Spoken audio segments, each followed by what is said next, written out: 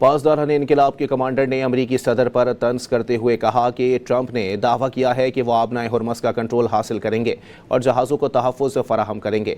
अब वो कहाँ हैं? कमांडर ने ईरानी टीवी प्रोग्राम में गुफ्तगू करते हुए कहा कि ट्रंप ने खलीज फ़ारस के रास्ते ईरान को चैलेंज किया। ट्रंप ने यह भी दावा किया कि क्या अमरीका ने ईरानी बहरिया को तबाह कर दिया। ईरानी कमांडर ने मजीद कहा कि अमरीका के जंगी जहाज़ 300 से 400 मील दूर थे और हमलों के बाद पीछे हट गए। ادعا میکنه که من اشراف بر منطقه دارم، اشراف بر دریا دارم، نیروی دریایی رو منهدم کردم. اگر جرأت داره ناوهاش نزدیک این منطقه بشه.